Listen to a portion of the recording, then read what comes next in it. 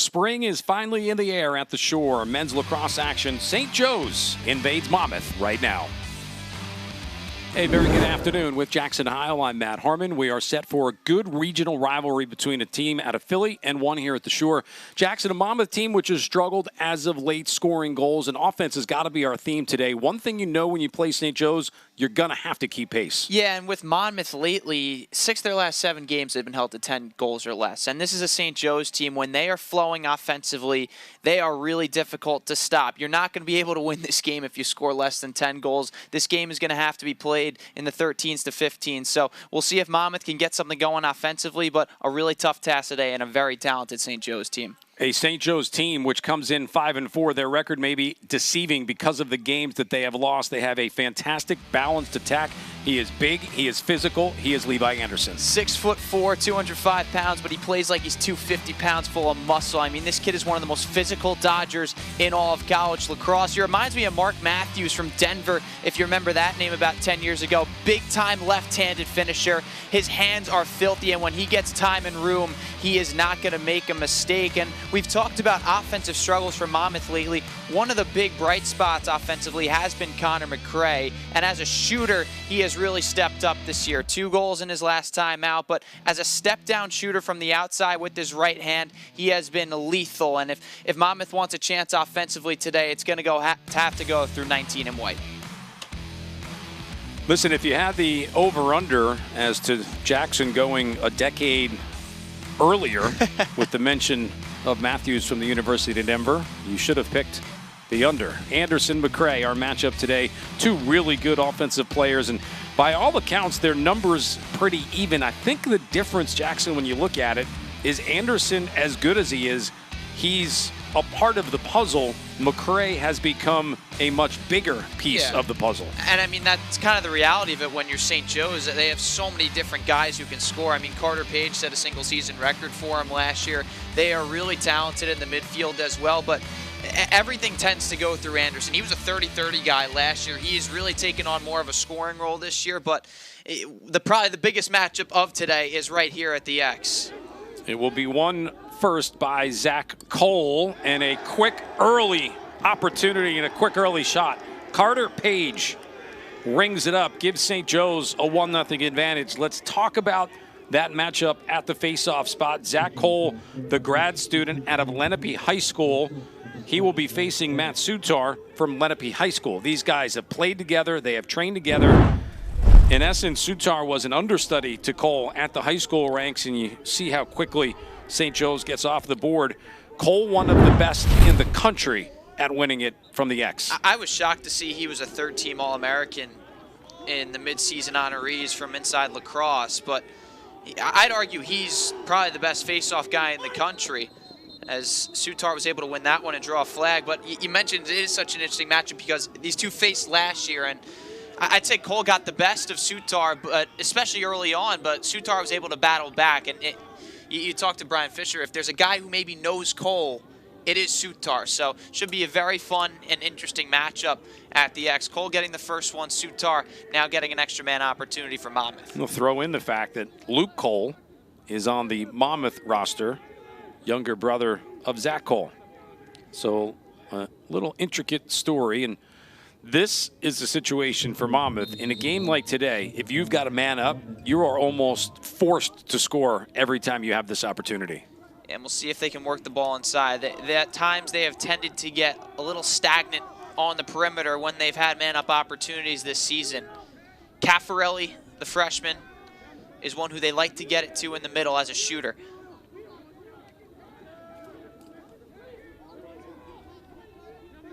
Was a minute penalty. We're just about halfway through it.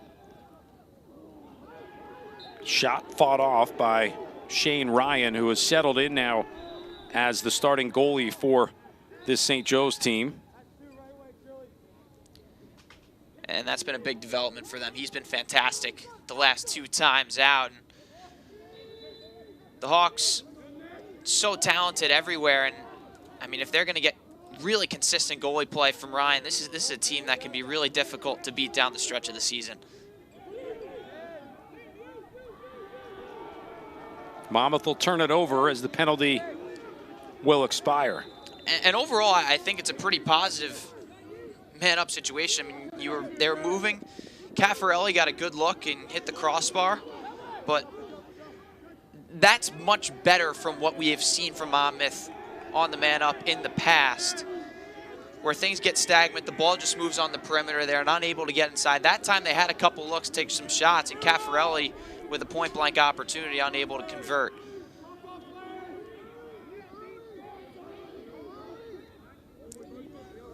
Carter Page had the first goal. He will stay on in the attack here. This is Colin Reich to set it up, and another goal for St. Joe's. And they can beat you in so many different ways. And this time it starts with Reich coming down the left side. And a great cross. It's Tucker Brown. To Brown, who was really the star of this team offensively last year. Hasn't had the same type of season they were hoping out of him, but that's where others have stepped up, and he's kind of become a guy who's flowed into this offense. And really nice feed by Reich to set that one up. 13th goal of the season for Brown. A face-off win coming for Zach Cole. A St. Joe's team that kind of, if you're going to dominate and win 65% from the face-off, coming in, Cole's numbers 172 of 263. You're not going to necessarily guarantee yourself wins in every game, but you know you're going to get extra possessions. Especially with how dominant they can be offensively. I mean, if you're going to play make it, take it, with an offense that's as talented as the Hawks are, it's nearly impossible to beat. And Sutar's got his hands full today. Good defensive play there, I thought, by Tommy Gray, but the flag will come out. St. Joe's will get the man-up opportunity. Monmouth Hawks, I should say, playing today without Ryan Morris, their standout defensive player. So we'll see a mix of players that get worked in there today in that spot, and it won't make things easier for this Monmouth team. Yeah, Quig's going to probably get the majority of that big assignment on Anderson today, and a good start for him against Anderson. You have to match his physicality. In the two games he struggled this year, where he was held scoreless against Hopkins and Duke, they've been able to match his physicality and have forced him to become a feeder. And that's what Monmouth's going to have to do if they want to contain him today. Feed inside for Page. Taken back, re-won by Monmouth. It's Jack Gertie. Long stick mini. The clear is offline. And a big check coming in for Gertie. That's going to draw a flag. And that's just an unforced error in the clearing game. Can't have drop passes and give extra possessions to St. Joe's. And even to make matters worse, you take a penalty in the process. Talked about it when you play games like this, specifically to mention the game against Nova earlier this year, you have to win in the trenches. And that's on face-offs, the clearing and riding game, and unforced turnovers. And overall, not the best start for Monmouth in that category. A lot of time to catch up, but you can't fall behind against these guys. Coleman will be busy today in the circle. Picked up and handled there by Terrence Lacewell, but a whistle will stop it. With the delayed penalty coming, and Gertie goes off. Second man-up situation coming for St. Joe's. And a good save for Coleman there, a good sign. As Reich was able to create some separation from about 10 yards away, and Coleman gets his body in front of it, but you give a very dangerous man-up team in St. Joe's another opportunity. Got to look for Page on the interior. They love to find him. Has really quick hands and can get a shot off with little space.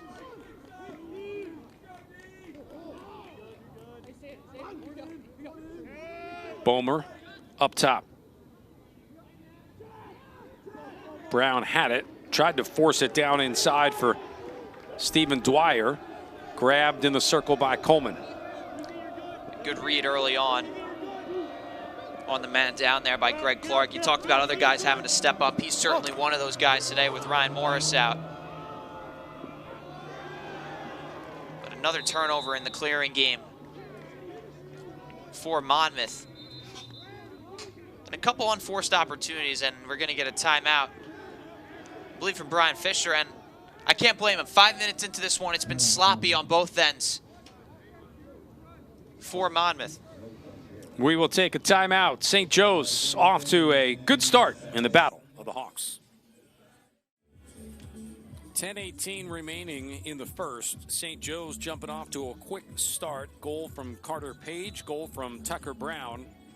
And Monmouth with not the start that they had hoped. A Hawk team which has seen their fortune kind of turn over the course of the last 3 weeks. A team that was 4-1, losses to Delaware, Villanova, Stony Brook, and Hofstra. And if you talk to Brian Fisher, he will acknowledge the CAA being a very good league.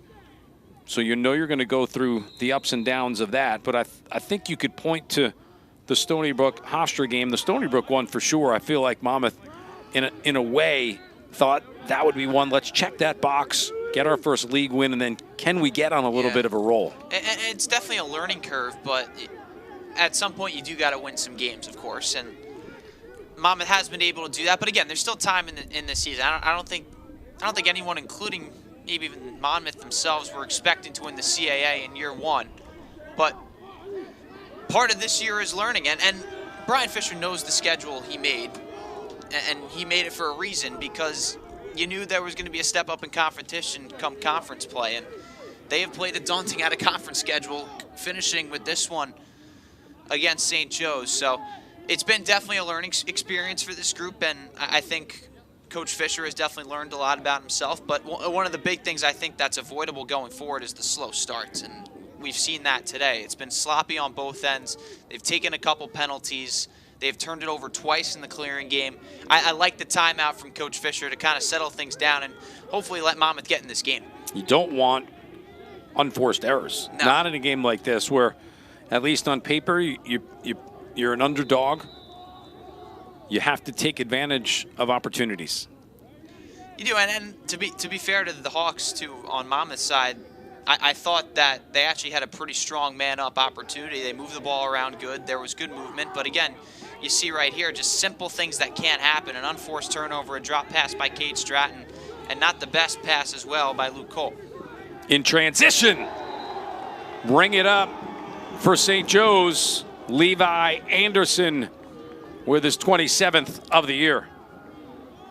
Highlighted him in the pregame. When you give him time to get his hands free with the left hand, he's not missing, and there's no one within a mile of him. And Anderson's going to score that about 10 times out of 10. He is as dangerous a shooter as there is in the entire country, and he makes no mistake there. No chance for Coleman. And I think as you look at some of the roster, and we'll have plenty of time over the course of the broadcast to dig a little deeper, you are talking about potentially guys on St. Joe's who are not just good players at the college level within the A-10.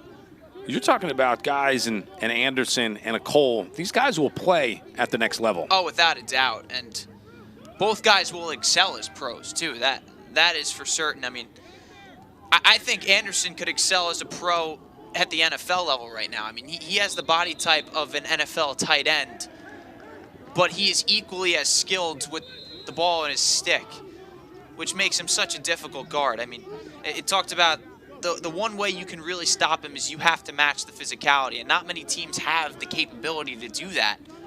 So we'll see if Monmouth, as this game goes on, is able to answer the bell in that regard. But, I mean, there haven't been many teams that have been able to stop him. He's had a hat trick in 7 of the 9 games this season that he's played in, and had 8 against St. John's. So this kid is ultra talented, and Cole is obviously another guy who has been as dominant as any player in America at the faceoff X. Anderson, 6'4", 205, grad student out of Calgary, 2-time All-NEC, which is where St. Joe's resided until this year, and the A-10 added men's lacrosse. And you know, I mentioned that Inside Lacrosse did their midseason All-Americans this past week. Anderson somehow wasn't even an honorable mention, which is crazy to me with the type of year he's had. I mean, he's going to score around 50 goals. Tried one from distance. That was Miles Edmonston. Not sure if it was half pass, half shot. It almost went in the back of the net. And you know, Matt, I actually think that one might have gone in by itself if Caffarelli didn't get a piece of it. Hard to tell from the angle that we had, but he definitely altered where that shot was going. But that's 3 times now that Monmouth has turned it over in the clearing game, and we haven't even played 9 minutes yet. So we talked about unforced turnovers, and the 10-man ride, you got to give St. Joe's a lot of credit. They are a ruthless riding team. You asked Yale last year at Andy Shea when they played in the tournament. The big reason St. Joe's had a chance to win that game, and probably should have won that game if a bounce or two goes their way, is because of how hard they rode. And we're seeing that early on here from Kessler Stadium. Shot clock to 35. As St. Joe's went across midfield and then into the offensive zone, Shane Ryan, the keeper, went over to the bench, I think, to get checked on. He was limping just a little bit. Shot offline, clock at 19.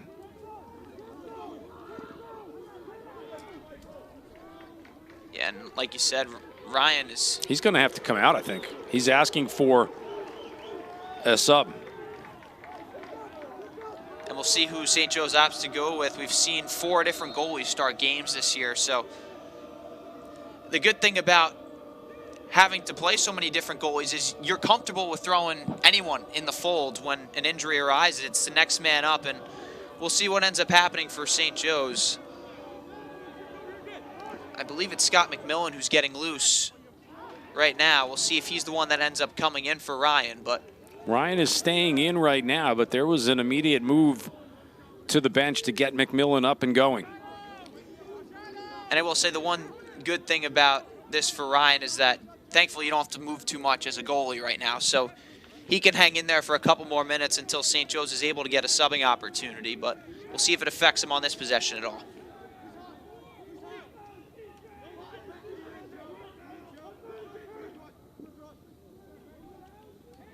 Ryan is a guy who is settling in as the starting keeper. McMillan, Ryan, Tommy Gross, and Robbie Seeley have all played. Most programs would love to have 1 or 2 guys that they feel worthy of a start. St. Joe's has more options than that, and their head coach, Taylor Ray, feels good about those guys in the spot. But as the season winds down, you want to probably, Jackson, find the one guy with a hot hand, and right now that guy is Shane Ryan. And he's been phenomenal these last couple games, as this one's going to go back to St. Joe's, and we'll keep an eye on him. It looks like McMillan's racing towards the substitution box, so we'll see if Ryan's going to be able to stay in or not, but looks like he's hanging in there for now. And if there's one position on the field where you're okay losing a little bit of mobility, it's the goalkeeping position, that's for sure. Good defensive work there by Monmouth. Grabbed by Gray in transition. St. Joe's has numbers back. Clark, wind up, tried the bounce shot. Fought off by Ryan. Picked back up by Caffarelli. 4 to go in the first. That was a bit of a change-up. That shot got deflected on the way in. And it looked like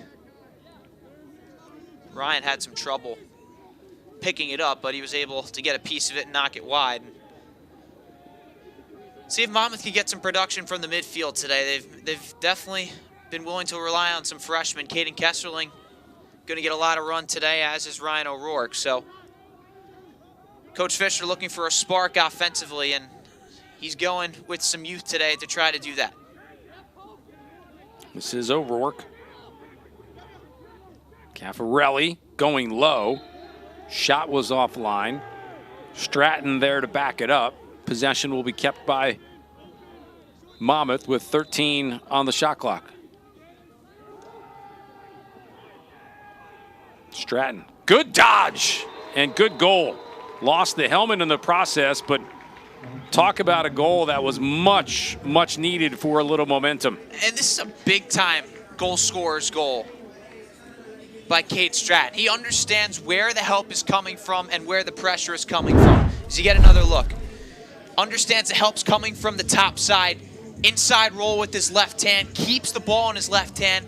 And one of the things that I'm so impressed with by him, just as this year has gone on, and he is always willing to take the extra step and take a hit to score a goal. You see it there, his helmet comes flying off and able to get Monmouth on the board. And also of note, now we have the goaltending change. So Ryan going out. Scott McMillan, who played 3 years at Gettysburg, now comes in.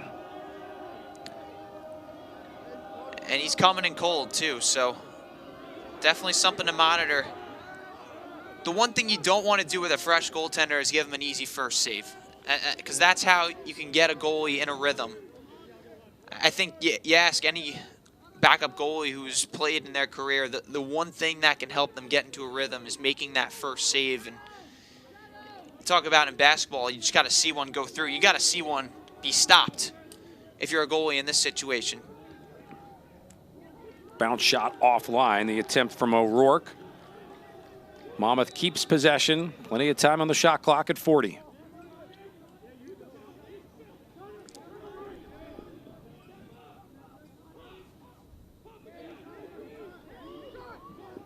Wind up goal. O'Rourke, the spark for the freshman. Monmouth has scored back-to-back tallies to make it a 3-2 game. Really like what I've seen from O'Rourke. We saw him earlier come off the wing, able to get a step on the inside, just missed with the bounce shot. This time he fights off a check, takes an extra step to get to about 10 yards, and then adds some extra torque with that jump shot. This kid is aggressive. He doesn't play like a freshman. And he's going to be a big part of what this Monmouth offense can do going forward in the next couple years in the midfield. And how about Matt Sutar? He's done a good job at the X today. We talked about him being one of the guys who could potentially neutralize Cole. He is just as quick as Cole. I would go as far to say that. I mean, when you talk about speed and hands, they're going to be 50-50. It's can when Sutar wins it, get it to an area where he can get it himself, because that's where Cole is so dangerous. Even when he loses the clamp, he has got the strength on his lower body to always be in it for a ground ball. And we've seen Sutar able to get the better of Cole on a couple times early in this first quarter. At least based off the roster, Cole has Sutar by about 30 pounds. And that's going to be the case with most guys he faces. And Sutar, despite giving up the weight he does, he is tough as nails, man.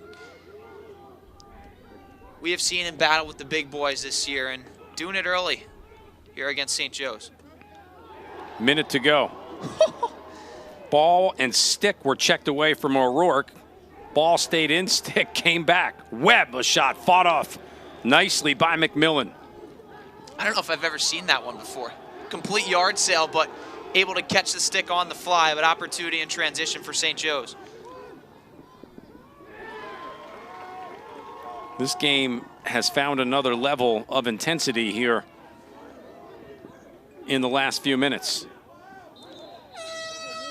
Lance Martineau, who will also get some extra run today in place of Ryan Morris. Timeout will be taken by St. Joe's. You know, I went back to the box score from the game last year because it was Zach Cole and it was Sutar who did battle. And if you're just joining us, these are two former high school students and teammates that know each other very well, train together in the offseason. You do it that many times and work against each other, you know what each guy can do, what they can't do. Last year's in a St. Joe's win, 15-10, the faceoffs were +5 in favor of St. Joe's. What did happen, though, Jackson, St. Joe's at a halftime was up in the faceoff 13-3. Then in the second half, Sutar won 8 of 11. And that's something that maybe Sutar made an adjustment at halftime. Well, I'm not going to say maybe. He certainly made an adjustment at halftime that he was able to figure out. But the one thing that was interesting that you made it clear of was that if you have a guy who was teammates with Cole and Sutar, which you do, you kind of tend to know what their tendencies are and what kind of makes them tick. And Sutar definitely is aware of that, not only from their time as high schoolers, but also from when they played last year. So he knows what to expect coming in this matchup. He's been prepared for it, and he has done an excellent job so far of being able to neutralize Cole. So good start for the Monmouth in that category, and you hope to get a stop here at the end of the first quarter. Our Monmouth lacrosse game today on Flow Sports is brought to you in part by the Monmouth Medical Center and RWJ Barnabas Health. Let's be healthy together. And by our good friends at Jersey Mike's. Jersey Mike's sub, be a sub above. With Jackson Heil, our producer-director Andrew Kurtz, I'm Matt Harmon. Good to be back with you here as we go into the last month, believe it or not, of the regular season. Final non-conference game for St. Joe's. Monmouth, after this one today, will get back into the CAA action where they will take on Hampton. It's the final non-conference game today for the Hawks as well. And let's see what St. Joe's opts to go through here. I would expect to try to get a look for Anderson, but they have so many weapons offensively that they can really attack through anyone. It's whatever matchup that they're looking to attack. And it looks like Bomer's going to be the guy to get it started. Trying to draw the Monmouth defender out a little bit in Edmonston. Shot, save made by Coleman. That is a big way for Monmouth to finish the quarter, knowing that they gave up 3 quick ones, rallied back for 2. A goalkeeping change has been made for St. Joe's. We're 15 minutes in, and we've got a good one for you. Hawks lead the Hawks 3-2 in favor of St. Joe's. That's as close to Easter grass as we're going to get in the back part of that picture. Oh, yeah. You see what Monmouth and St. Joe's have done against teams of the top 20 this year for the Hawks. Losses against Princeton and Villanova. On the flip side for St. Joe's, Hopkins and Duke. Those are 4, Jackson, of the best teams in the country. And even for St. Joe's, I mean, their loss to Penn was a 1-goal game as well. That was maybe the game of the year, and Penn at the time was in the top 20. And they're coming off a big win against Yale. That was one of the games of the year. So 2 teams that have certainly been battle-tested, and St. Joe's has continued to be battle-tested down the stretch. I mean, they're 5-4, but three of their 4 losses have been by 2 goals or less, and the other loss was a 3-goal defeat to the #1 team in the country right now in Duke. So, I mean, this is not a team that anyone wants to see down the stretch of the season. I mean, if you're at Selection Sunday and you're a Virginia, a Cornell, a Maryland, a team in that 5 to, I'd say, 3 seed range, and you hear St. Joe's is your opponent on Selection Sunday, you will be sweating. All 4 of their losses have come by a combined 7 goals. This will add to their total here today. Colin Reich will get the tally to put St. Joe's up 4-2. So he had the opportunity at the end of the first quarter. They ran a great set, ran him through, got it to him behind the cage, and they were trying to run a back screen on the far side, but instead he opted to take it and was denied by Coleman on a shot right in his chest. He adjusts this time, goes with the bounce shot to beat Coleman on that occasion and extend this St. Joe's lead to 2. But this is the matchup I'm intrigued to watch as the day goes on. Violation on Sutar will give it to St. Joe's. And that's the one area where Sutar has struggled this year, is with violations.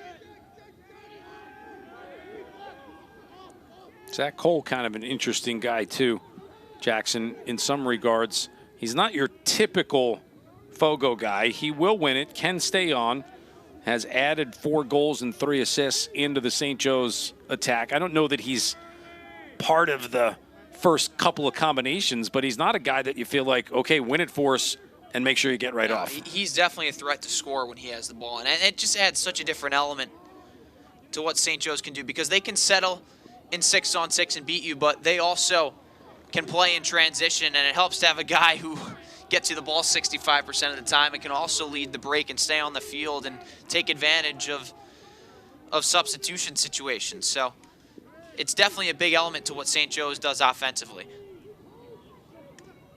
Driving and scoring is Matt Bomer, senior from Charlotte, his 14th of the season. And after Monmouth had scored back-to-back goals, St. Joe's comes back with a pair of their own. And we talked about Anderson being physical. He's not the only one. He lowers the shoulder right there, able to give himself enough of an angle to find a seam against Coleman. But Bomer, one of many guys who can light up the score sheet, and showing his shooting prowess from in tight on that occasion, able to get just an inside edge on Edmondson.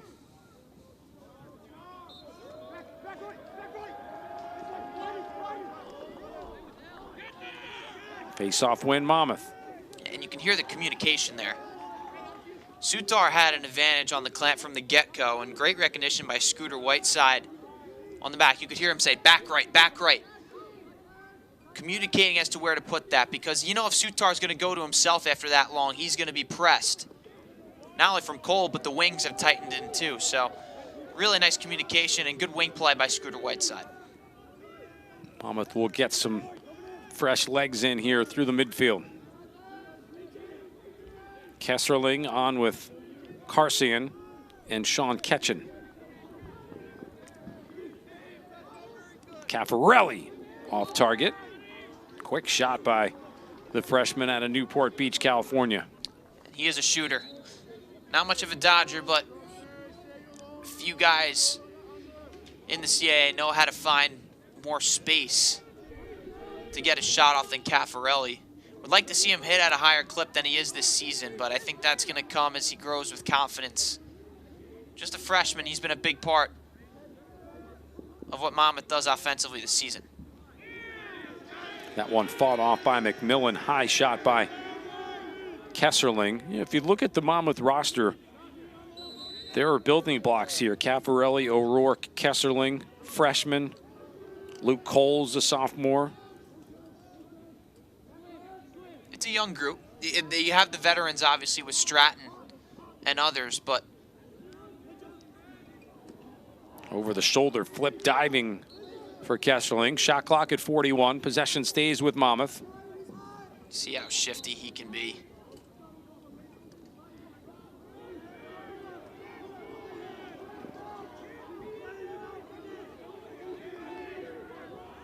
You get the turnover from Stratton, but you get another look at this move by Kesserling, able to create the separation. Just couldn't put it in the back of the net, did everything but score. And you like to see a kid at 5'7" who certainly has to deal with some big-time horses on this St. Joe's defensive end, being willing to take a hit to try to score a goal, but unable to do so there, and now a delayed penalty on Monmouth. 3 flags are on the field. It will definitely be on Monmouth. And if we get a chance to peek at it again, would say probably an unnecessary penalty that the Hawks will take. It's one in the riding game, just being a little too aggressive on that occasion.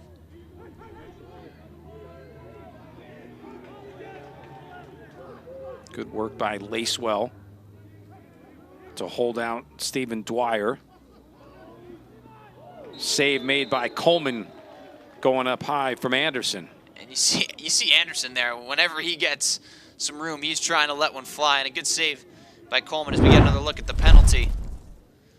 Coming up right here. Caffarelli just being too aggressive, and you can see the official on the bottom of your screen. He was all over it. Another man opportunity for St. Joe's. Haven't been able to capitalize yet. We talked about Monmouth being sloppy early. St. Joe's was pretty careless with the ball themselves in the last half of that first quarter. They had 6 turnovers themselves. We'll see if they can settle things down on this man-up opportunity, but they'll start with Anderson on the crease, probably work him to the outside, and then you know the man they like to find is 62 in maroon and Carter Page. There are 2 guys, I think, going out for Monmouth. Clearly, Caffarelli was called for something, and I think they might have gotten Stratton as well. Because right now the Hawks will play 2 men down. Good call. I completely missed that part. And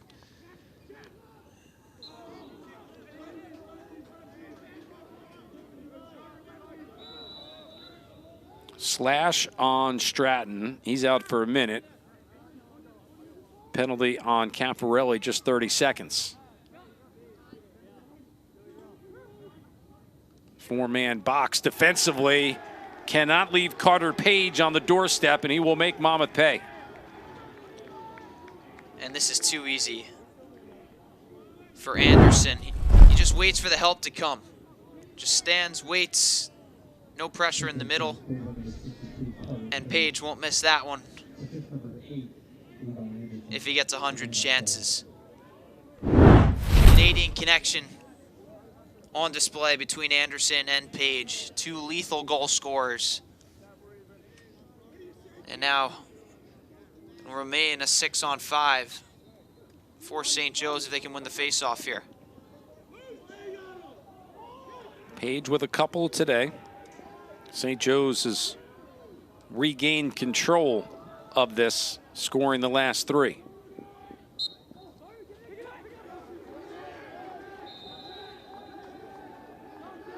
And they can get into it quickly here if they choose to, but penalty has expired. Back to even strength. And it feels like Anderson's been quiet today. He still has a goal and an assist in the early going.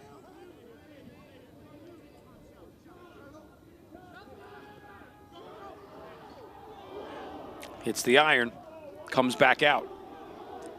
Good shot fake that time by William King.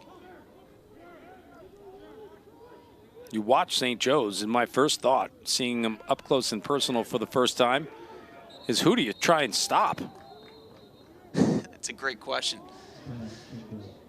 The issue is, I mean, they'll take a timeout here, even though they probably didn't need to after that crazy play by Page, but they have so many guys on attack that can beat you in different ways. Anderson's a dodger. Page is one of the best shooters in the sport. And then there's a bunch of guys who just do a little bit of everything that surround them. Tucker Brown being one of them. Stevie Dwyer is a house at 6'4".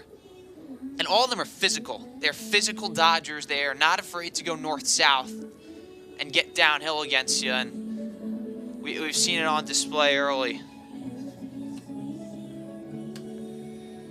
These teams have played each other a bunch of times. Remember, for Monmouth, 10th year of the lacrosse program overall. Good matchup last year, 15-10 St. Joe's, who have never been beaten by this Monmouth program. I did ask both coaches about it, and I feel like it's going to be a game that continues. It geographically makes sense.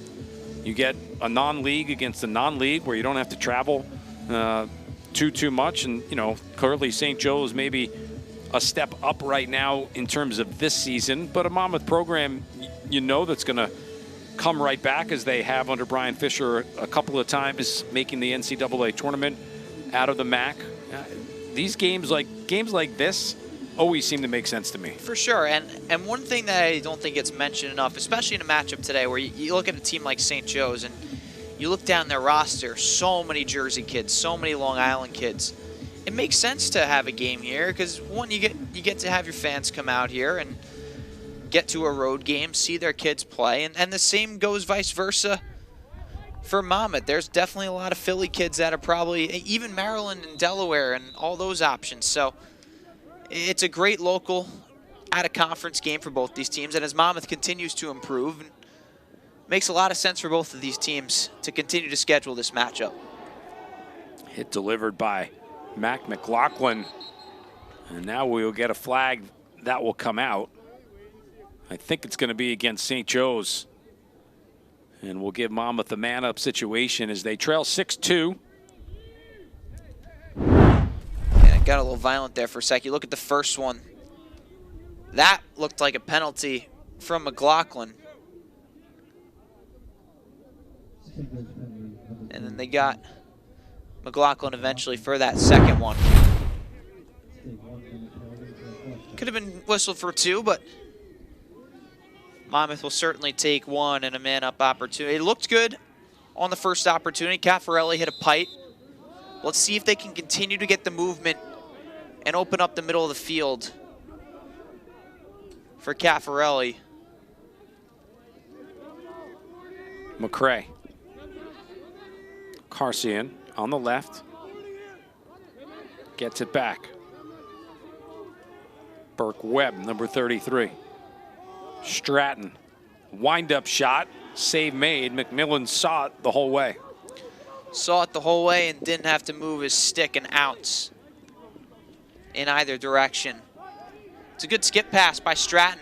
That's a shot that McCray has shown he's been capable of making. We showed it in the pregame. That is his sweet spot. That step down from about 10 to 15 yards, but on that occasion, put it right in the stick of McMillan.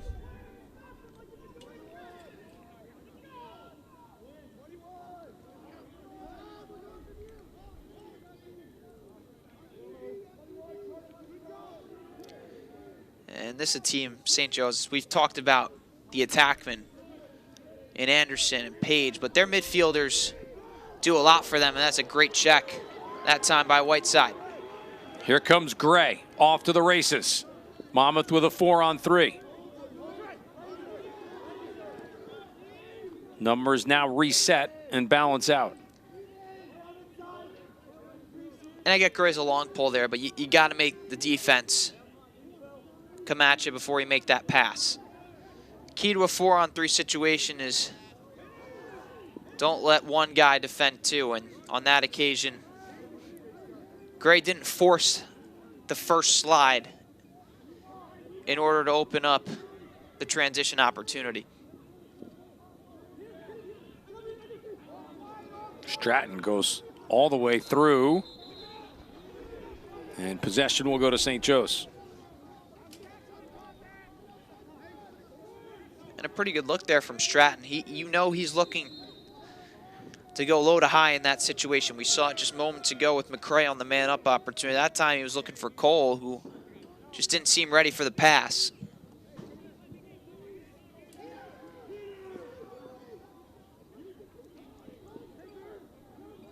We were talking about the St. Joe's midfield moments ago. I mean, they get so much production from that area. We talked about Dwyer with how physical he can be. But Reich has made an impact today with a goal and an assist. Tucker Brown has gotten a lot of run through the midfield this year.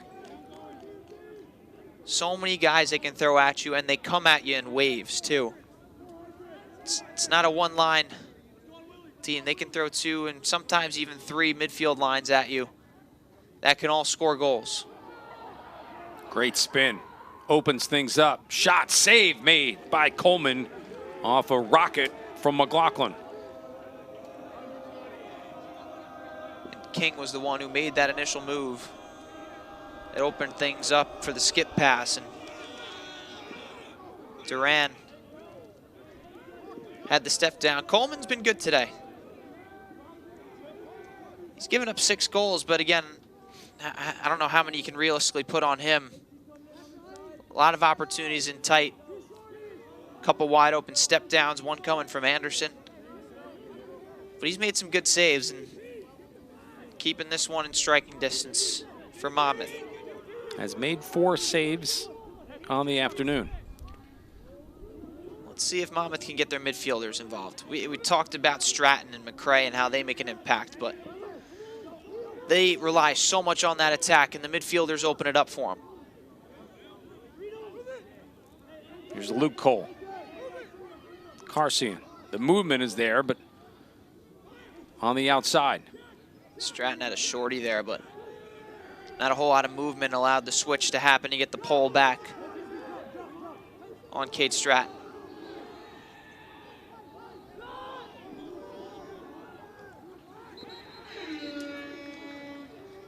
It's a shot clock violation there on Monmouth. Forces a turnover. 4 minutes to go here in the first half. It's a good move on that clear situation by Cole Peters. Physicality of St. Joe's is just so prevalent. Their Dodgers are physical, but you look at them defensively too. I mean, Levi Virch is a 6'2" horse.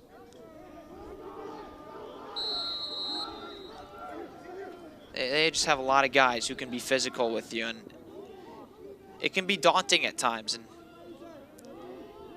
I think it has been for Monmouth today.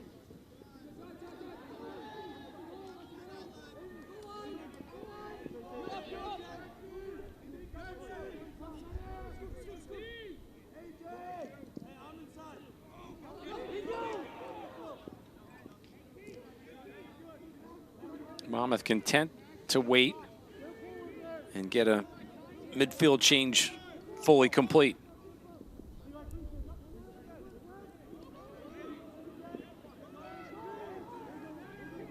Webb forces one. Possession will be kept as Stratton was there. It's interesting, they're bringing Stratton on late as a substitute here, so they're trying to catch a matchup with a short stick when he comes onto the field. They've had a couple looks, but Stratton hasn't been able to take a shot. Carcian winds up. That comes back off the post. Webb thinking he was there. Great effort by McMillan. There's a flag down, it looks like, too.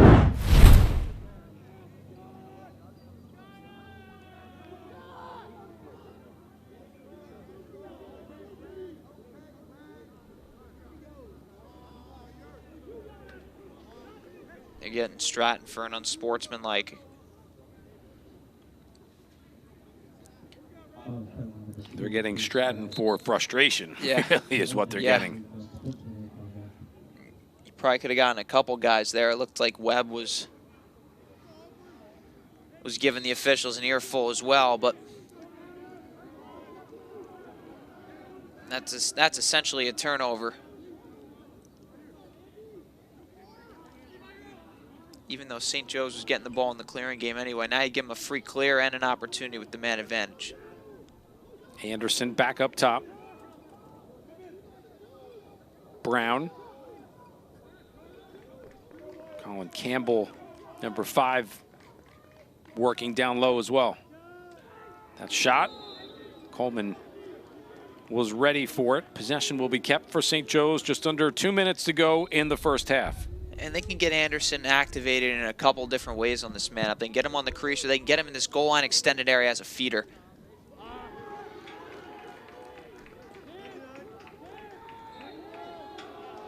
Possession here for Monmouth off the St. Joe's turnover. And that time, Anderson was somehow able to thread the needle, go cross crease with that pass.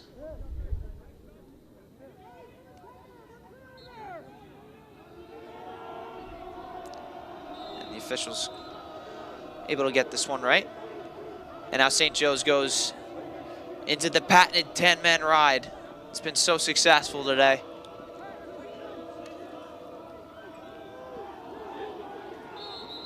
Michael Gaughan stepped in the passing lane, but possession will be kept for Monmouth.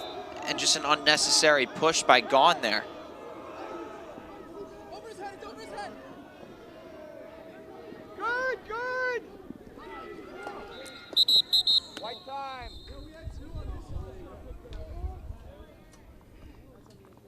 And I think a much needed timeout here for Monmouth. Try to settle things down and get something at the end of the half, but I mean, St. Joe's had an opportunity to really break this open. And they take an unnecessary push from behind on that ride attempt, but Monmouth doesn't seem to have an answer in the clearing game. St. Joe's all over them in every part of the field, applying pressure, and sometimes you just got to run it across yourself, and I'd like to see Terrence Lacewell do that at some point. He's athletic enough where he can run by guys, and he's physical enough where he can brush off defenders. And I know this Monmouth team doesn't have a ton of guys who maybe are equipped to handle sometimes how physical St. Joe's can be, but Lacewell is certainly one of those guys. And in the clearing game where he's forced to throw the ball over the top a couple of times, let's see if Lacewell can get more involved in that regard. Let's see if Monmouth can get one at the end of the half here. Talked a lot about their midfield having to get involved. I'd like to see it in O'Rourke's hand. He's been the aggressor in the midfield, and if he can get a shorty on him, I'd like to see him attack that matchup, but St. Joe's falling into his zone here. About a 9-second differential between game and shot clock. You see the chess match. Monmouth calls a timeout. They come out probably expecting man, but Joe's drops into a matchup zone.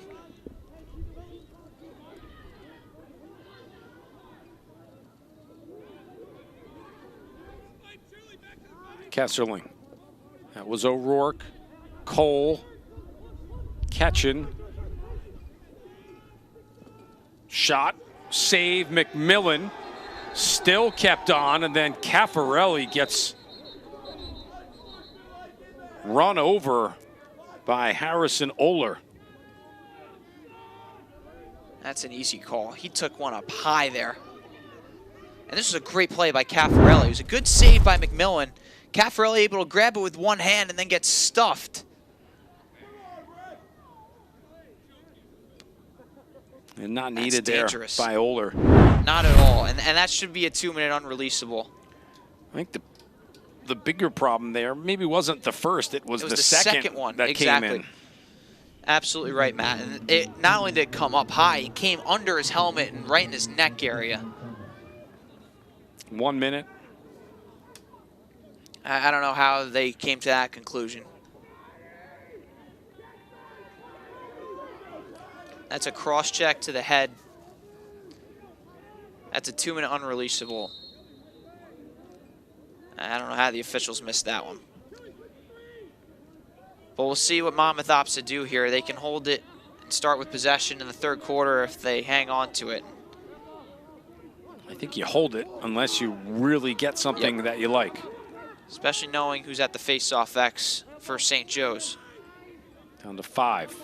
Looks like the plan is hold it.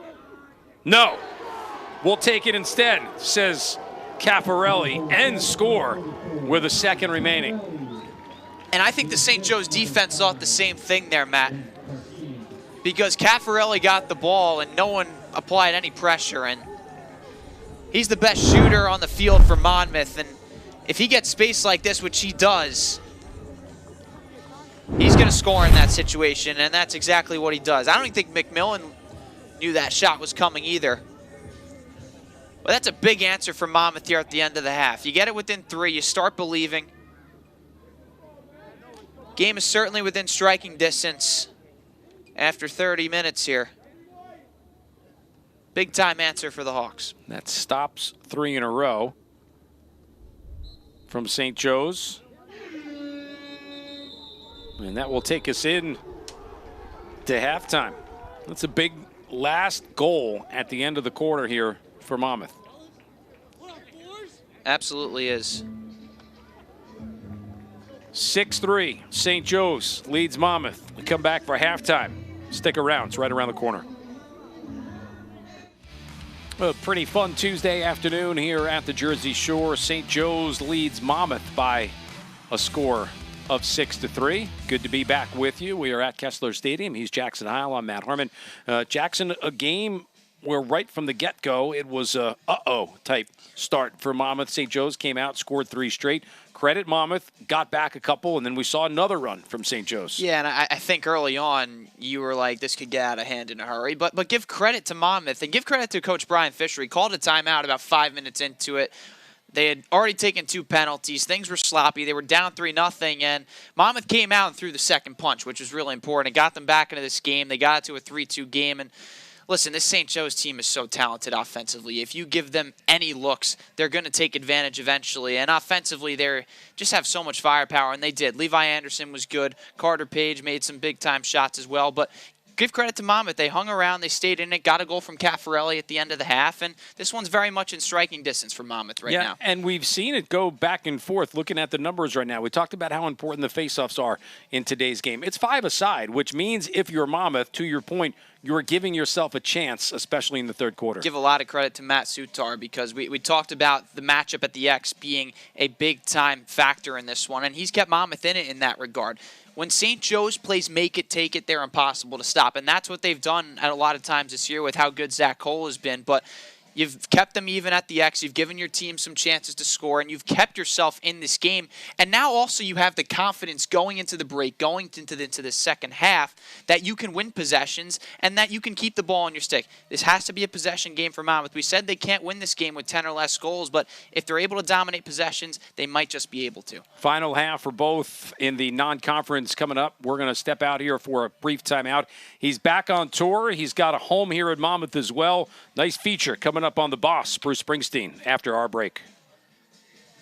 Warmth in the air and smack dab in the middle of the last non-conference game for both St. Joe's and Monmouth. It is 6-3 in favor of the visitor with Jackson Heil.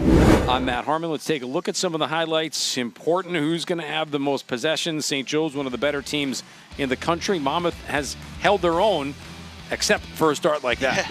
I mean, that sets the tempo, and those first 5 minutes was a tempo setter for St. Joe's. They got out to a 3-goal lead, but you got to give Monmouth credit. They battled back. Cade Stratton scored a big-time goal. Then the freshman O'Rourke able to net one himself. But in the second quarter, it was all Hawks for the most part of St. Joe's. That is, Reich was able to get inside, and we saw Bomer get a couple himself, and then on the man-up, Carter Page able to find the back of the net. But it was this goal at the end of the half from Caffarelli, able to get Monmouth back into it. Only down 3 at the end of this first half, and it should be a good second half. There are the numbers. You can see Monmouth in terms of shots, +2 there. Shots on goal, both teams right there. The faceoffs are even. There's been in a lot of ways an even game. Those first 5 minutes for St. Joe's just so important in a game that in many other ways has been balanced. Certainly, and I think a lot of coaches, they focus on first 5, last 5 of each half. Can you win the first 5 minutes and really set the tempo for how this game was going to go? And I think these first 5 minutes of the second half, as important as any 5 minutes, will have the rest of the game, and it starts at the X. Sutar and Cole, they split in that first half 5-5. We just saw them give each other a fist bump, sign of respect between these two former high school teammates, but should be a very fun battle at the X in the second half, and it starts right now. Monmouth in white, St. Joe's in the reddish maroon and black. Monmouth wins that one. Hawks will start with possession and see if they can cut into a 3-goal deficit. Yep, and trying to convert at the end of this extra man opportunity. It was a 1-minute unreleasable penalty at the end of the half to Oler.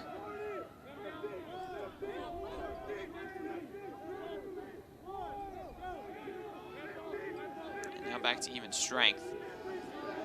Took a little too long to get their substitution pattern completed to really get a full opportunity in the man up, but smart job to settle down, have a good long possession to open this half and see it can convert.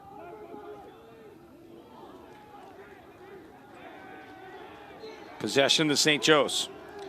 And I like the idea there from Carcian, but he's got to take one more step to really set up that question mark, because when you're going to go to the outside, you know when your right hand, you're going to be going away from the net and cutting off the angle. You got to get one more step. You got to get at least to 5 yards.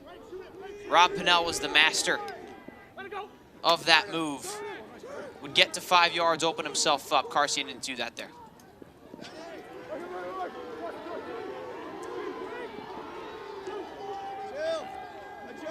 A real nice job by Michael Quigg there. Gaughan looked like he had a step on him, but Quigg matching the physicality. Overall, did a pretty good job on Levi Anderson in that first half. He had a goal and assist, but the goal was a transition opportunity where he was forced to slide off the ball. Lucky bounce in the pickup for Page. Just right place, right time. And all the great goal scorers seem to find themselves in the right place at the right time. And this was a nice job. Quigg able to get a stick on the shot, but it was a miscommunication in the slide there, because Quigg had recovered to Anderson, the shooter, but there was still help coming from the crease where Page was, and he was naked on the doorstep for the easy dunk.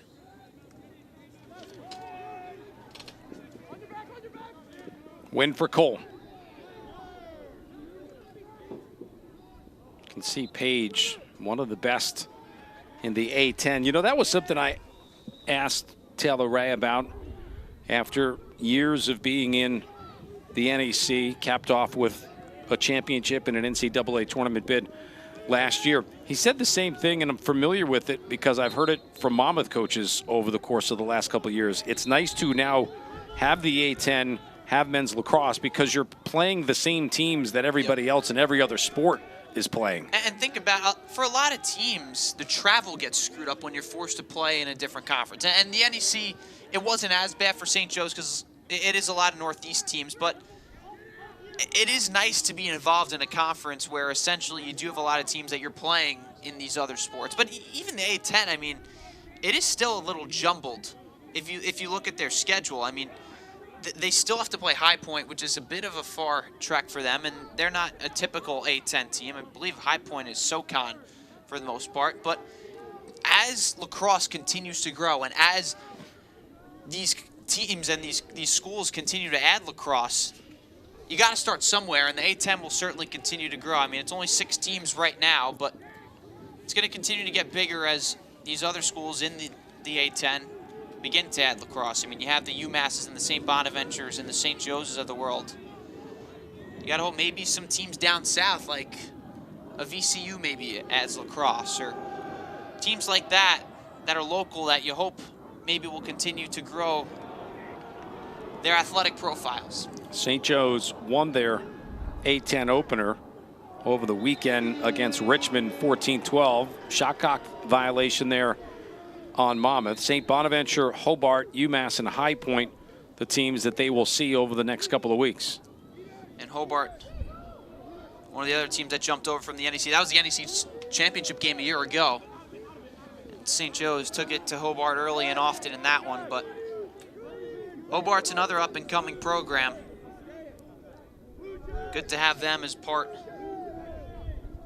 of the A10 as well, and I'm sure that conference will only continue to expand. But like if you look at the teams that are typically in the A10, it's only 4. It's this team, St. Joe's, Richmond, which has been a real nice program these last few years, and then St. Bonaventure, new lacrosse program, and UMass, obviously. So it'll continue to grow, but it's a good start and a good year for the conference as well.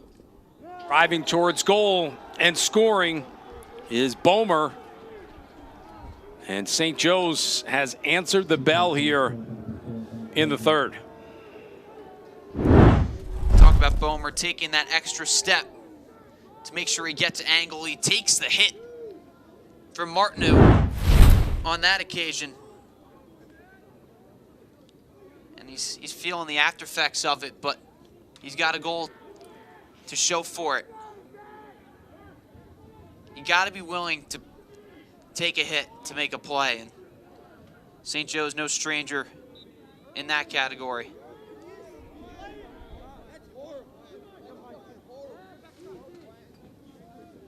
Sutar wins it for Monmouth. Probably about at that point where if you're Monmouth, you're a little concerned, down 5 in the third, having this deficit get any bigger. Yeah, especially with the way they've struggled to score goals this season. You feel like the next one has to go Monmouth's way. And let's see if they can get McCray involved. He's been awfully quiet today. Hasn't really looked to create his own shot, but now Stratton has a shorty on him.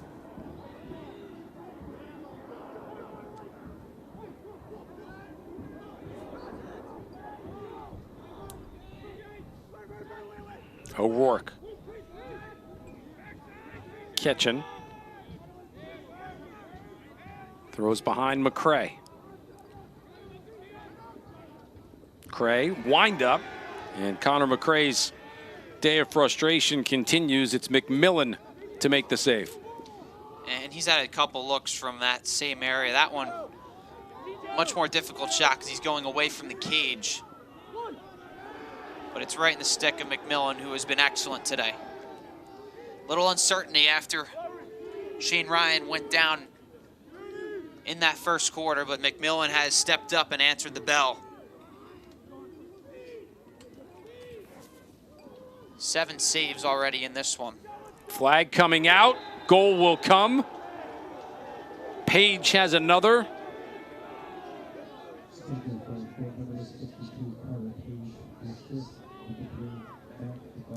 And he's not going to miss many from there. Good cross field pass. And look how Page takes the extra step up high to create the separation. You want to get to that 5-yard spot because it makes the job for the goaltender so much more difficult. If he stays with about 2 yards over goal line extended and takes that shot, there's not much of an angle. It makes it an easier save for Coleman. Instead, he takes the time, knows where the space is, and that he has the time to take that space.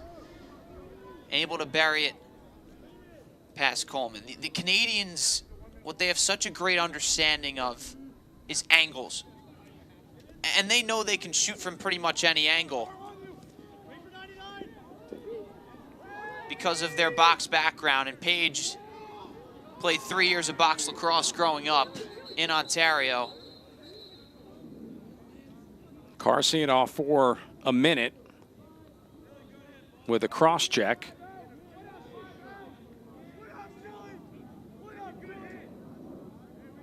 Another flag came out.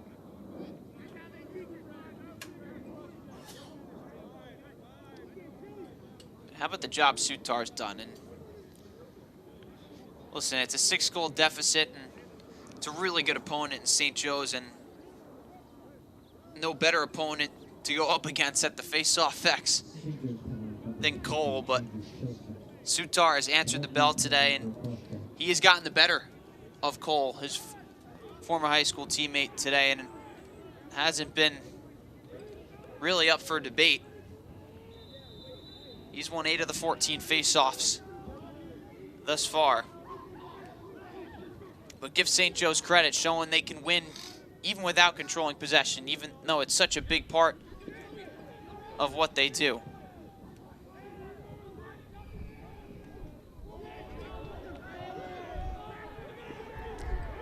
St. Joe's grabs it back. Patrick Clemens on the loose ball. And that's a turnover that just can't happen.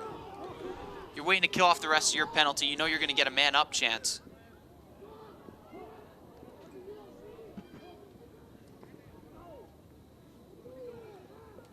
They're able to get it back and catch a break and draw another flag in the process. Getting a touch sloppy with some penalties here with 7.5 to go in the third. And St. Joe's hasn't been at their best today. They've been sloppy turning it over, and I think they just took another penalty going off sides here.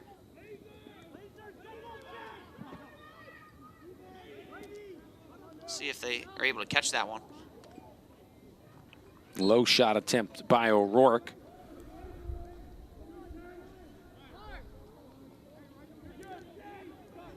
I don't know if they're going to get, but Anderson clearly went off sides there.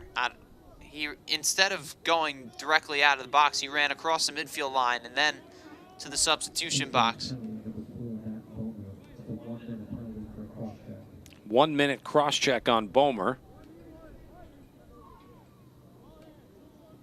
Yeah, the officials missed that one. But nonetheless, still 6-on-5 coming for Monmouth. We'll see if they can convert. They got to keep it moving around quickly. And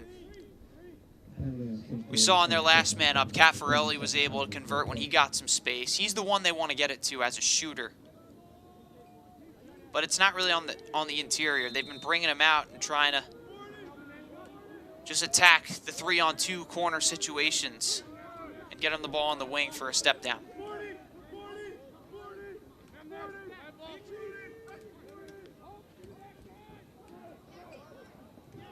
That shot fought off by McMillan. So they got it to Caffarelli in that spot where he stepped out.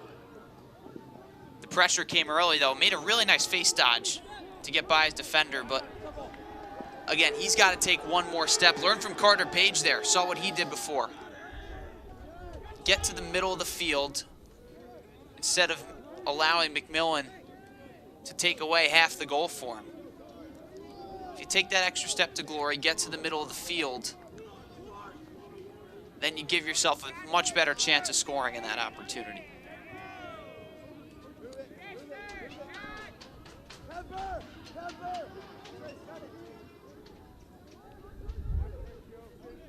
St. Joe's in control here with 6 to go in the third. They lead 9-3.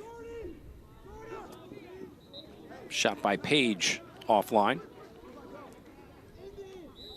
You can hear Anderson yelling out for a shorty. But on the shot, they're able to get the switch. It was deflected out, so it will stay with St. Joe's. Page is just always cutting. That time a moving screen will get it back to Monmouth, but he's constantly moving.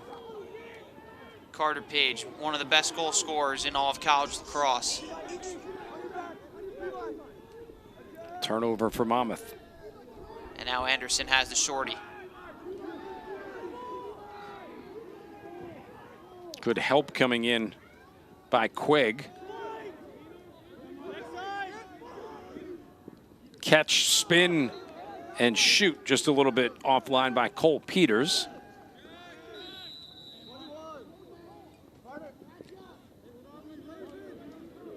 And Page himself is not much of a feeder, but we saw him there. Looking to the middle to Peters,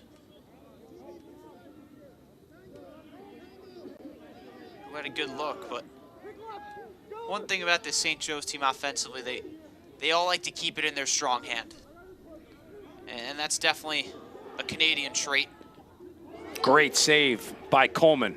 Great save.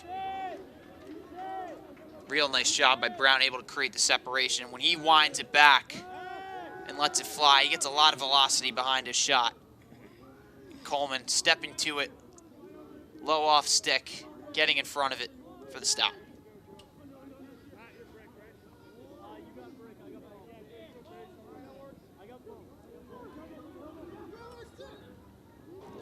Low shot off the ground, and Page has another. That's a ridiculous goal. You get another look at it in a second, hopefully, but it's one where he puts it in his right hand, underhand bounce shot with one hand on the stick. So get another look. Look at this feed. Catches it with 2, puts it in 1, and a high bounce shot over Coleman. Just ridiculous talent from Carter Page, who was put on a show today.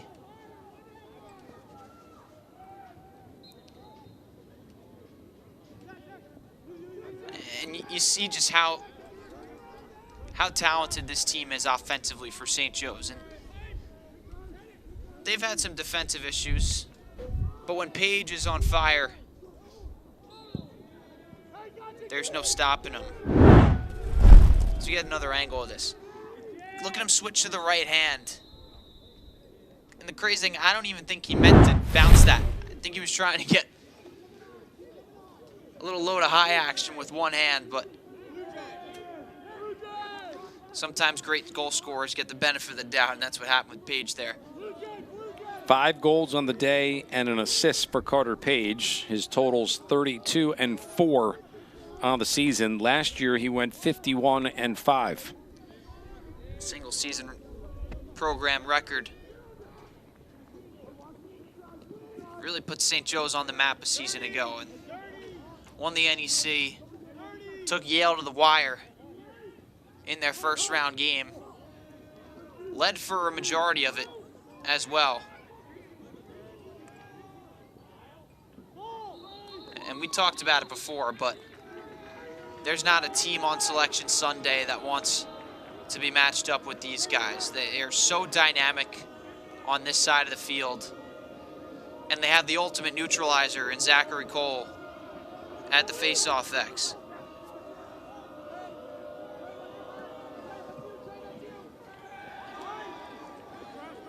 Crossfield pass for Monmouth, taken away by Trey Ica.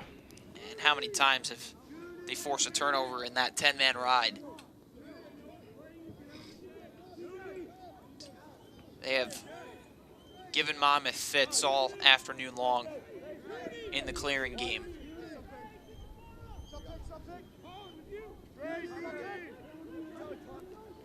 And this is a guy who I think they need to get going down the stretch, Brown. Could argue he was their best player a year ago. What he did from the midfield. Obviously, Anderson had a monster year with a 30-30 season, but Brown was a superstar a year ago. 43 goals and 11 assists, all NEC player. Loose ball picked up by Levi Birch. And he's slowly showing signs of getting back to that type of player. Not sure if he was banged up earlier in the year or just things haven't gone as planned, but I think one of the differences really is when you move Levi Anderson to attack. He was playing a lot of midfield last year. You really add the onus in the midfield.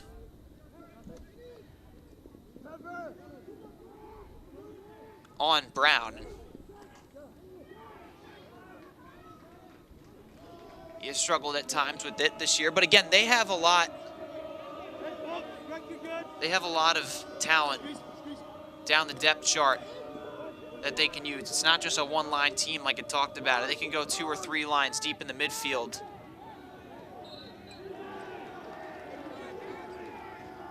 And yet again, the 10-man ride forcing a turnover on the errant shot from the length of the field. Timeout has been taken. We will take a break as well. St. Joe's in charge with about a minute to go in the third. Our Monmouth men's lacrosse broadcast on Flow Sports and the Monmouth Digital Network, brought to you in part by World Subaru. Get more for your money at World Subaru. And by Coca-Cola Zero Sugar, great Coca-Cola taste and zero sugar. 62 seconds remaining in the third on a glorious Tuesday afternoon, a mile away from the Atlantic Ocean, the Monmouth University campus in West Long Branch, New Jersey, with Jackson Heil and producer-director Andrew Kurtz, the rest of our entire crew on the Monmouth Digital Network. I'm Matt Harmon. Good to be back with you. St. Joe's in the black and red, taking charge here in the third quarter. They have scored 4 goals. Monmouth has not found the net in this third. St. Joe's up by 7. And they haven't exactly done it in the way you'd expect them to, Matt. I mean, we were just talking off air. If you told me Monmouth was going to win the face-off battle today and be down 7 goals, I think a lot of us would be surprised. And give credit to St. Joe's defense. They've been outstanding in forcing turnovers, and offensively they have really started to connect in this second half, specifically Carter Page, who's got 3 by himself here in the third quarter, 5 total in the afternoon.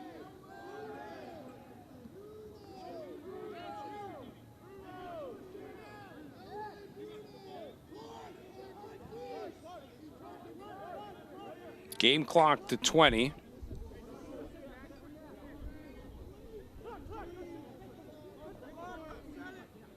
St. Joe's with one last run towards goal. Shot offline. It was a rocket from Aiden Clark.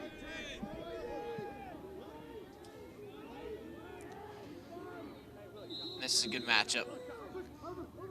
Anderson against Quigg, and look at Quigg match the physicality. Anderson tried to flick it towards goal. That'll take us to the end of the third. St. Joe's trying to pick up their 6th win of the season. Back here for the start of the fourth quarter. 4th and final quarter. All these teams will turn their attention, both Monmouth and St. Joe's, back into their conference slates come this weekend. It's a win by St. Joe's to begin the 4th. Cole's won the last couple. Anderson from distance, offline. Definitely a bright spot defensively for Monmouth has been Quigg today. He has done a great job on Anderson, making life tough on him every time he's touched it.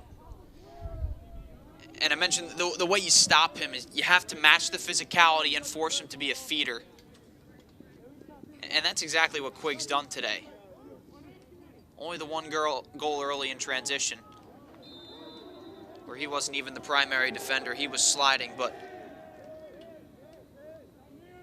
he has done a really nice job on the 6'4" Canadian.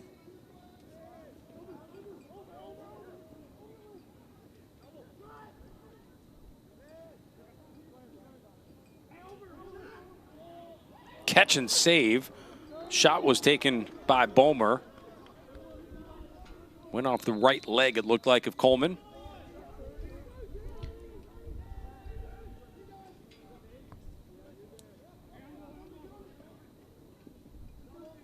Here's an adjustment to Carter Page with Lacewell on him, the short stick. Page is a great shooter, one of the best goal scorers in the sport, but he's not much of a dodger. And I'm surprised more teams don't try this maybe earlier. Bounce there by Page. Bounced it too early, and Monmouth will get possession.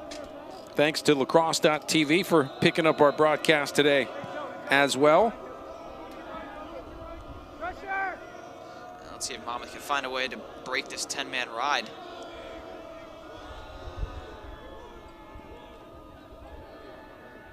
Has been so effective today, and they draw another turnover. But it's going to go back to Monmouth on the push.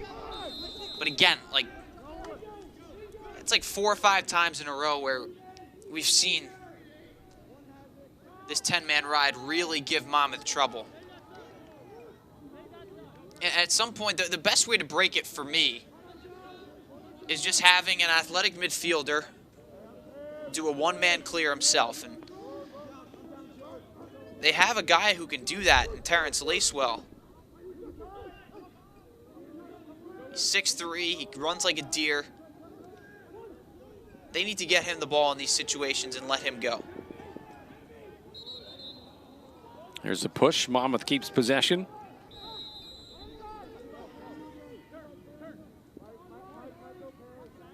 And the stats say Monmouth's 14 of 17 on clears, but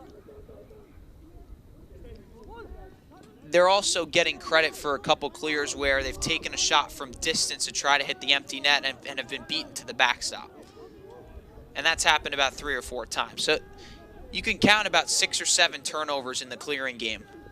That shot goes from Webb right into the midsection of McMillan. And it's a real credit to St. Joe's for how hard they ride. They take pride in it. Michael Gahn will turn it over. Possession back to Monmouth.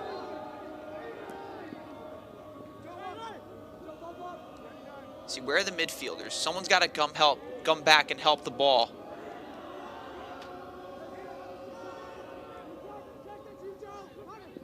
Long throw ahead. McCray unable to get it. McMillan comes out of the cage to help regain possession.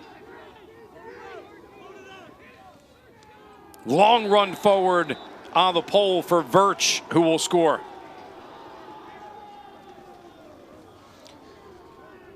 And it all starts from the turnover on the ride. And Virch, no one touches him, no one picks him up. And he's able to put it right by Coleman, but it all starts with the ride, forcing the long pass over the top. McCray unable to handle it. And Levi Virch nets his 3rd goal of the year.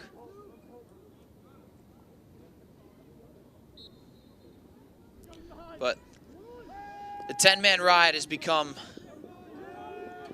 a staple in college lacrosse. Low shot by Stratton. McMillan going down low. He's played well, McMillan, since he came in for Shane Ryan. Certainly has. I mean, 9 saves on 11 shots.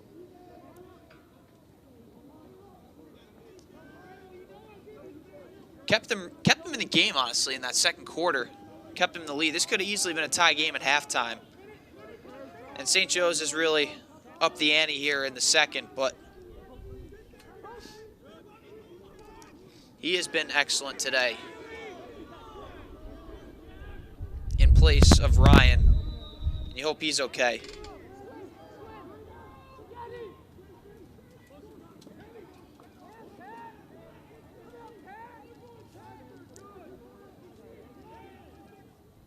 Sutar has given Monmouth a chance today at the X. He's gotten the best of Cole, not by much, but certainly has. But the struggles offensively for Monmouth have continued. Kesserling, another save by McMillan. Kesserling will draw a penalty.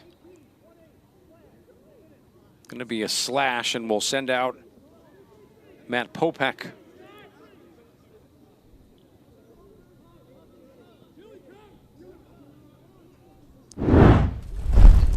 Kesserling, we've seen him do this a couple times. Get the inside step. And again, he's one of those guys that is willing to go to the dirty areas to try to score. On that occasion, he did so.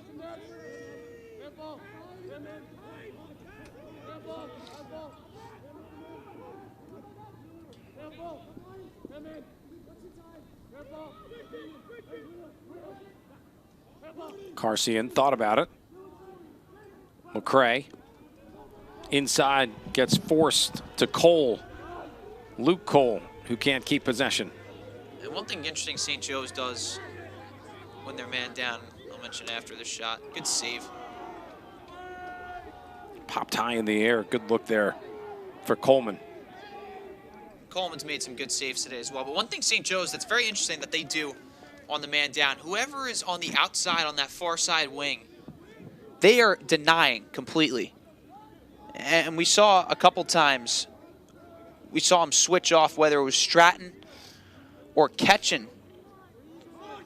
But whoever was on that far side wing was getting denied completely. And when Ketchen ran outside the box, it essentially became a 5-on-4, which to me is advantageous in most cases for the offense because there's more space on the field. You have less defenders, obviously, but I'd always prefer to have a 5-on-4 than a 6-on-5 because when you have the 6-on-5, it's more crammed. But if you keep doing the interchange, it makes it difficult to really get into a flow and a rhythm on that 6-on-5, and that's exactly what happened. Ketchen and Stratton kept alternating, and whoever would go to the outside, they would just send someone to deny. Another goal for St. Joe's, and it's another highlight reel finish for Carter Page. What can't this kid do, man? And we talk about guys who are going to play at the next level. This kid is going to. Look at this move. One hand with the left over Coleman. That is ridiculous. Sometimes you just got to tip your cap. It's good defense by Quigg, but Page is that dude, man. And these Canadians are something special. The box lacrosse background makes such a difference because these guys know how to shoot from every angle. They like to keep it in one hand. A lot of times it's lefties. For example, Levi Anderson being one of them. But Page loves to keep it in his right. And as a guy who grew up watching a lot of Cornell lacrosse, Danny Littner comes to mind as a comp, but Page is bigger than Littner was. The hands are similar in terms of they are great in tight areas, have such a great understanding of spacing, but they love to keep it in that right hand, and when they get it, they tend to convert. But we've now seen Page score on a one-handed right-handed shot and a one-handed left-handed shot. Monmouth in transition. Wind-up shot from Brandon Rispoli offline. 12-3 our score.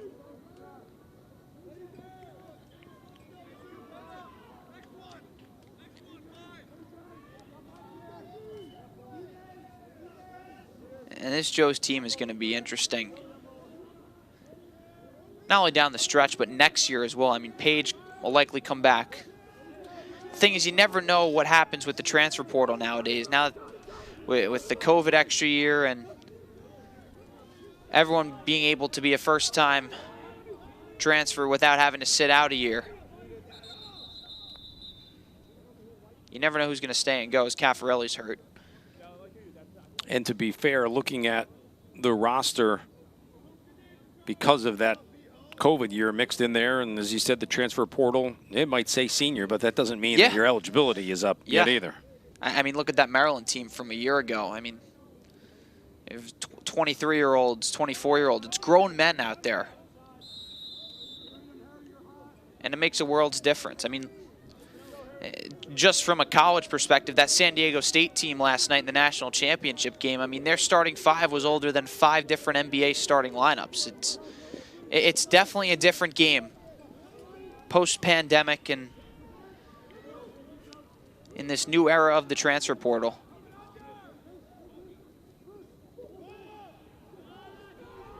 Webb tried to catch and shoot, didn't get all the way through. Stratton picks it up. Monmouth resets with the shot clock winding down again. Stratton trying to go low will draw a penalty.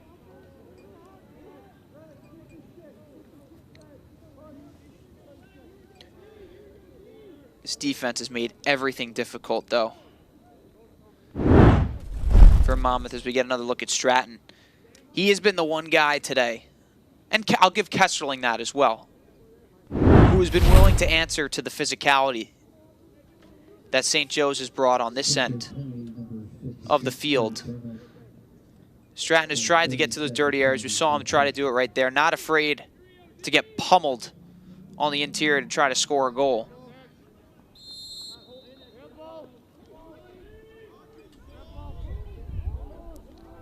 Man-up situation here for Monmouth for 30 seconds on a push from Joe Burnham.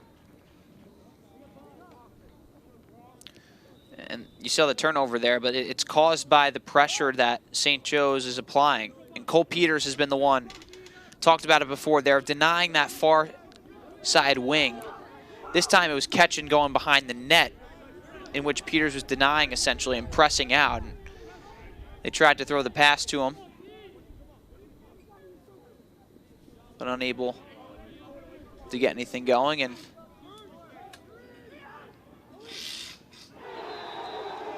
big goal coming forward.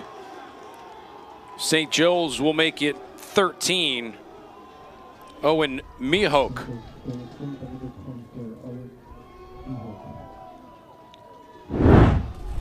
Just beating his defender down the alley, no help to the interior, and what a second half it's been for St. Joe's. Complete domination.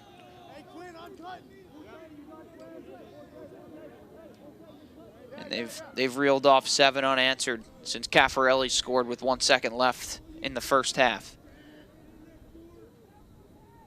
This team is really dangerous. And now they're going to go down the depth chart a little bit. Reward the guys who have all year brought energy on the bench. And you've heard them all day long, too. Every time they've gone into the riding game, they've brought noise. They have tried to bring chaos.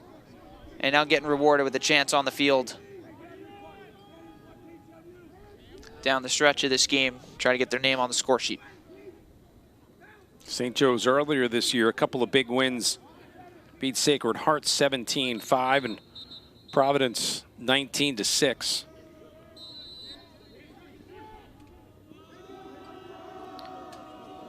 I mean, we talked about their losses and how close they've been. I mean, 1 goal loss to Hopkins, who is certainly going to be in the tournament field right now. They're a top 10 team. Loss in overtime to Penn, who you'd think probably gets in. They've had a couple tough losses themselves, but with the way the Ivy League's trending, you think that they have a chance to run the table in the Ivy League. until the tournament comes around. They already got Cornell and Yale out of the way, but they took them to overtime. The Drexel loss is a tough one. They gave up 18 goals. And then the Duke game, they're the #1 team in the country right now, and they were still able to battle to the final whistle and keep it a 3-goal game. So you'd think they're the favorites out of the A-10 right now. Richmond is a tough opponent too, but they were able to win the first meeting, and that A-10 tournament's going to be very interesting down the stretch to see how it unfolds. Taylor Ray, the St. Joe's head coach, 2003 graduate of Duke.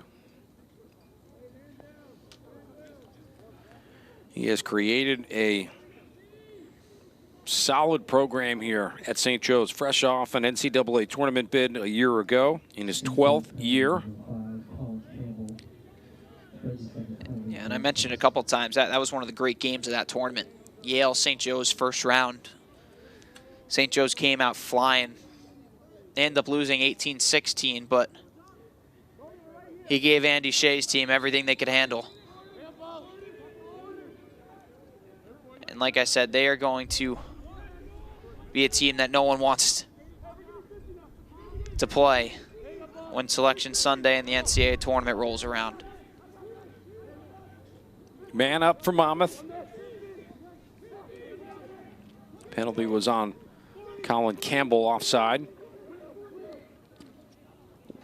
Wind-up opportunity from Kesserling. 3 seconds on the penalty.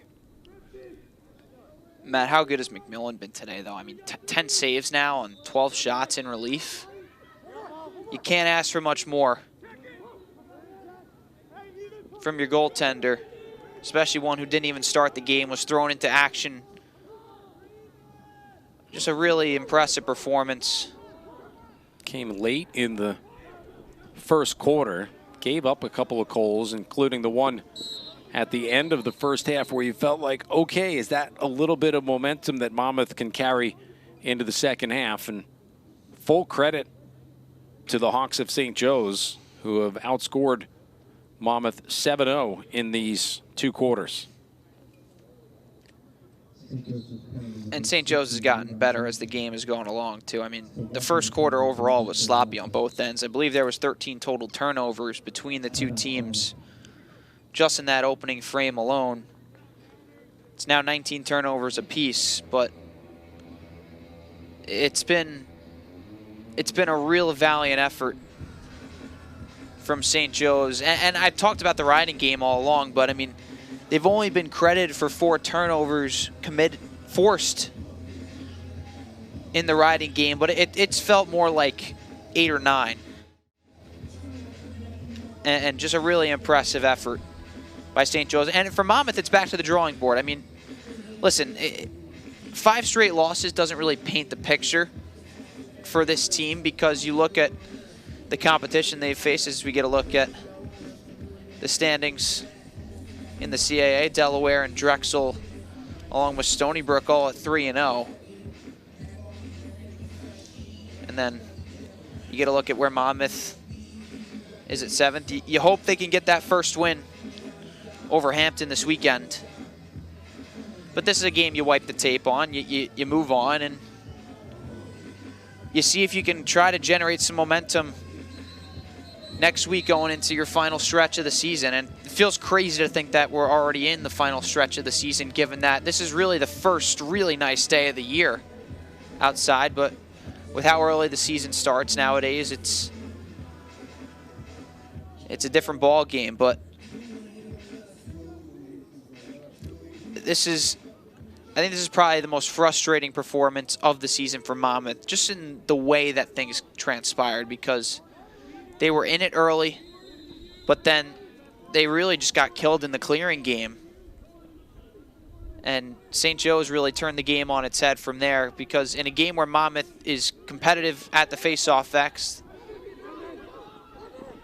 you expect them to be potentially in this game when you look at the numbers, but the unforced turnovers and the clearing game has let them down today.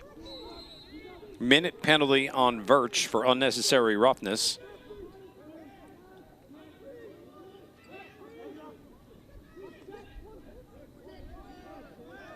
Goes past O'Rourke.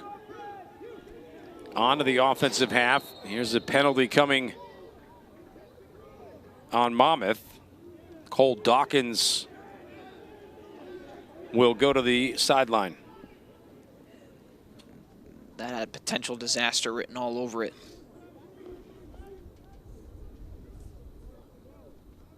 Forte was coming in hot, and I don't think he saw Dawkins. We get another look, and Dawkins just laying the body. Wasn't too dangerous of a check. He really just stood there and let his shoulder kind of go into his chest, but nonetheless, 1 minute in the box for Mr. Dawkins. Goes as a cross check. A lot of penalties in this game. 9 for St. Joe's. And now 7 for Monmouth in this one, so.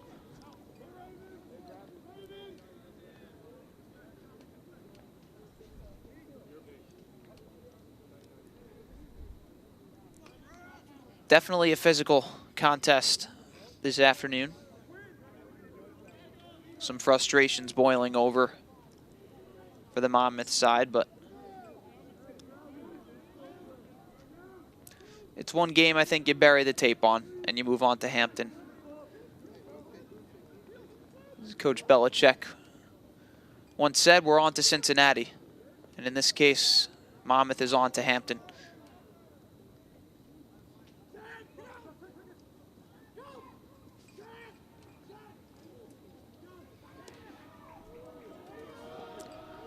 Carter Page was trying to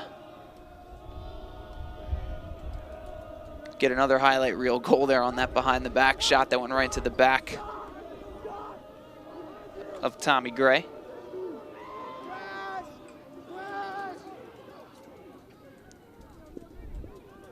Flag coming out.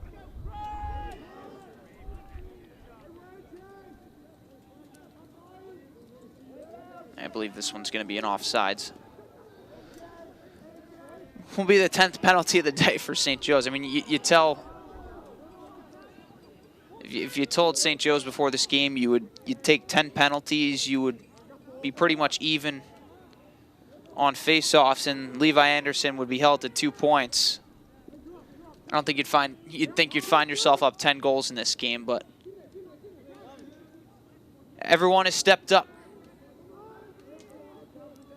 for the Hawks from Philly.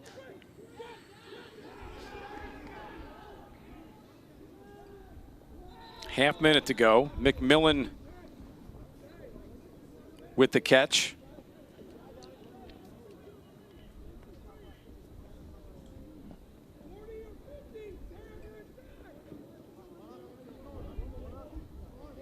And we talk so much about this St. Joe's offense, but they've held Monmouth scoreless in this second half thus far. I mean, with 30 seconds to go, we'll see if Monmouth can get one, but a dominant defensive effort on the defensive end. I mean, so many guys have stepped up. We saw Levi Virch get a goal himself, but he's been excellent defensively. Joe Burnham and also their midfielders have been a big part of the equation, especially in the riding game. 10-man ride takes commitment from all 10 guys, just as it sounds. St. Joe's on the turnover. Monmouth with that man up. A roll towards goal and a score, but it will get waved off. St. Joe's offsides on that one. Wipes out a really nice move and goal by Campbell.